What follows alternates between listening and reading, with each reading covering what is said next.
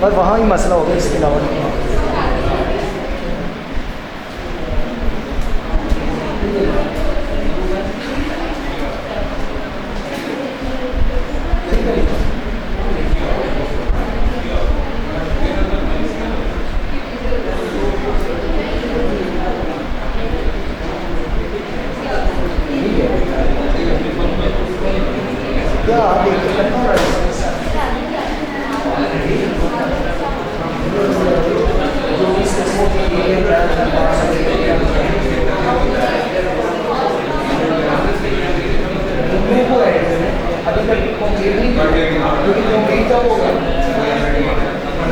दोनों निकालने के बाद, दोनों को जमा करने के बाद इसका आंसर क्या मिला? क्वेश्चन देखिए, बहुत लाड़ी है, बहुत क्वेश्चन। पहले तो सेफ्टी स्टॉक वो कैलकुलेट करके कितना निकलेगा, फिर उसकी प्राइस देख लेंगे। तो यहाँ पर असल सोल्यूशन में यहाँ पर करने लगा हूँ, वर्किंग में यहाँ पे करते हैं। तो क्वेश्चन था हमारे पास, उसका ऑप्शन 1 ROL इसके अंदर 11,500 के अकॉर्डिंग ये क्वेश्चन सॉल्व किया है। सबसे पहले आ जाएगी टोटल होल्डिंग कॉस्ट और total holding cost of safety stock.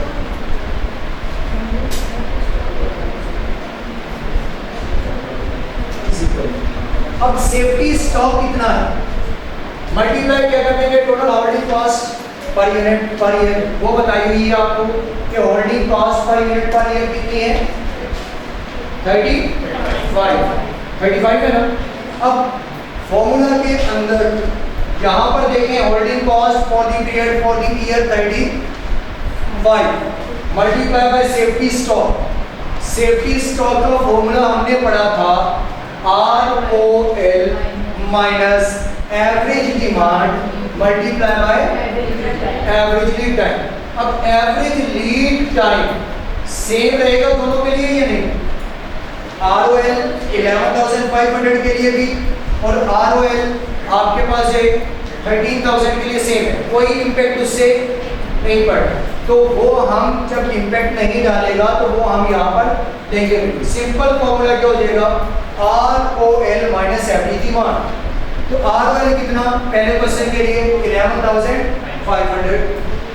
पहले तो यहाँ आ गया कॉस्ट पर यूनिट, ये जो मैंने फॉर्मूला लिखवाया उसके अकॉर्डिंग लिख रहा हूँ, holding cost per unit per year दिया गई। इसके बाद नेक्स्ट है सेफ्टी स्टॉक। अब सेफ्टी स्टॉक का फॉर्मूला था ROL, जिसे मिनिमम इन्वेंटरी भी कहते हैं, average demand into average lead time. अब ये तो दोनों के लिए रहना भी सेम है, ये चाहे 11,500 हो चाहे 13,000 हो, ये क्या रहेगा सेम। अब यहाँ पर ये ना भी ले, इसका इशू नहीं है, लेकिन आर वैल्यू कितना है, ये भी सेम ही रहेगा, ये भी रहना सेम है, लेकिन इसे रखना मजबूरी है। क्यों मजबूरी है? क्योंकि आगे जो यूनिट्स में चाहिए वो टाइम था, तो हमने ROL रीऑर्डर लेवल के यूनिट्स में से एनुअल डिमांड के यूनिट्स को माइनस कर दिया ताकि आंसर यूनिट्स में ही आए। इसलिए यहाँ पर 11,500 में से अगर आप डायरेक्टली 500 माइनस कर दें तो कितना आपके पास एवरेज आया है, ये कितना आंसर निकला जी? मल्टीप्लाई करें तो आंसर क्या निकला? चलिए 5 करो, यही निकला है सबका।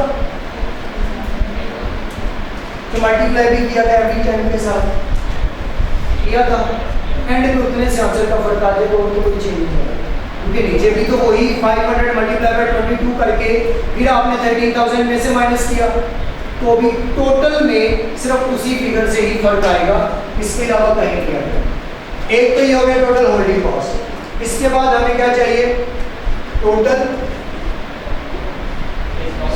Stock out cost for this period.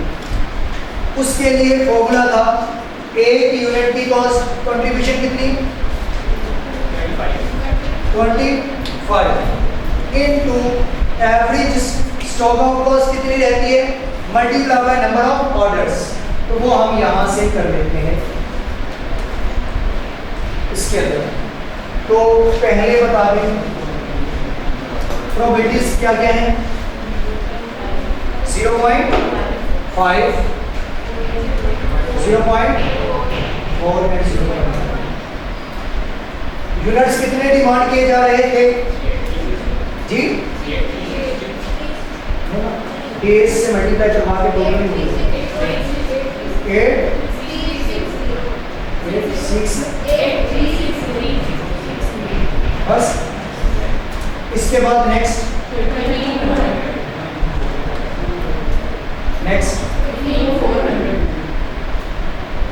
ये किसी को समझ ना ही हो कि कैसे निकला। यहाँ पर डेज से यूनिट्स 300 के हिसाब से थे, 380। उसके बाद डेज को आप हमें बता दिए परसेंट उसने 22। उसके बाद यहाँ पर कितने यूनिट्स थे और यहाँ पर उनसे मल्टीप्लाई करते गए तो हमारे पास ये आ गया। अब यहाँ पर ROL सेम 11,500 कितने का स्टॉक आउट हुआ? 1700 का। और यहाँ भी 11,500 कितने का स्टॉक आउट हुआ जी? 39।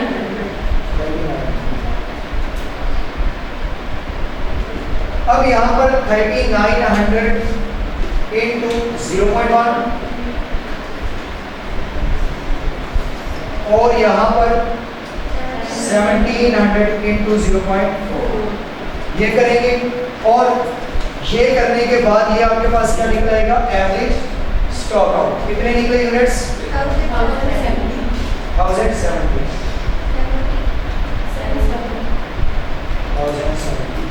ये आ जाएंगे यहाँ पर 1070। इसके साथ वर्किंग वन का हवाला दे देंगे क्योंकि ये सारा वर्किंग वन से। फिर इसके बाद हमें क्या चाहिए? Number of orders. तो नंबर ऑफ ऑर्डर्स हम यहाँ पर भी डायरेक्ट भी लिख सकते हैं कि पूरे साल में कितने थे? 180,000 डिवाइडेड बाय 60,000। तो नंबर ऑफ ऑर्डर्स आगे 3 और इसका आंसर क्या निकला? 82,000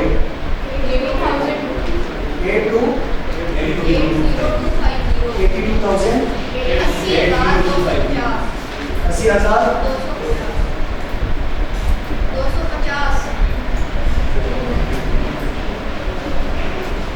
ये इसकी दोनों को ऐड कर लें, इसे और इसे ऐड कर लें, इसको और इसको ऐड करके बताएंगे क्या है।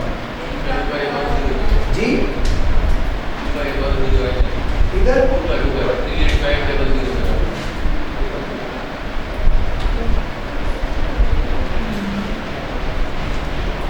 दोनों को ऐड करके बताना 46525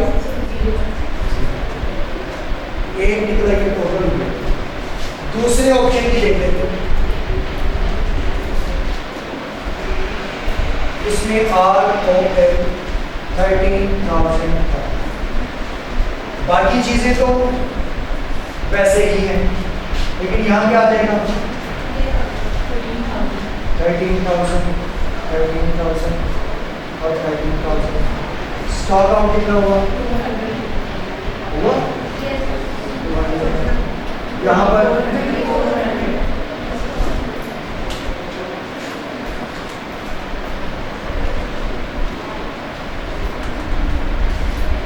आंसर 320।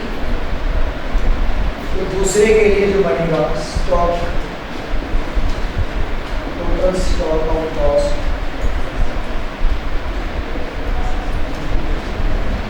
25 into 320 वर्किंग 1 से into 3 आंसर जी 24,000 एग्जैक्ट।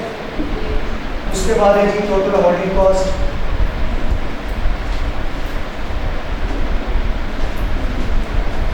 और सेविंग्स में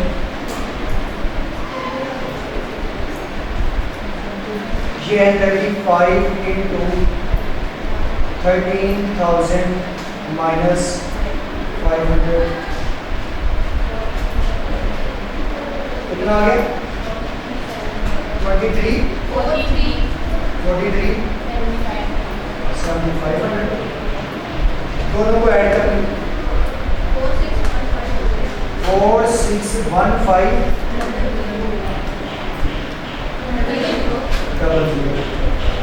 दोनों में से सुटेबल कौन सा ऑप्शन 1 या 2। यहाँ पर देखें और यहाँ ये इसकी कॉस्ट कम है टोटल की तो ऑप्शन 2 होगा। अब इन दोनों का डिफरेंस लेके देखें तो उसी फिगर का ही फर्क आया होगा जो फिगर उधर थी। बाकी उसका इसके अलावा उतनी फिगर में नहीं लेस है आपकी उतनी फिगर से क्या होगा ज़्यादा होगा। तो इन दोनों में से अब कंपैरिजन करेंगे दोनों का डिफरेंस लें वैसे कितना आता है जी 3750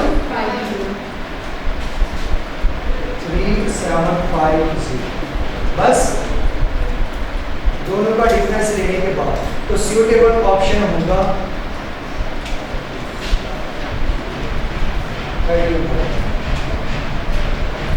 और आपकी ये फिगर उतनी अमाउंट से मल्टीप्लाई करके देख लो उतने से बनेगी।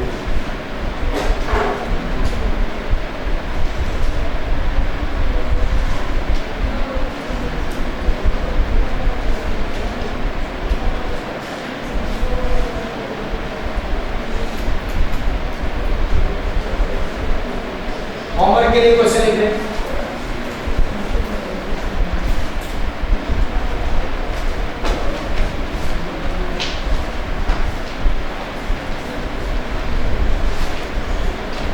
Same question as previous.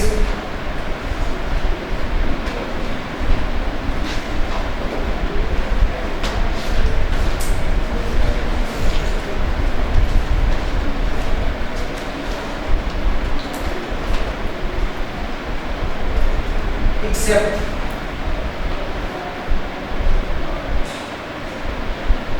requirement है which of the following stock is better? Which of the following stock is better? Stock is better. The following stock is better. 500 units पहला option है। दूसरा है जी 2000 units।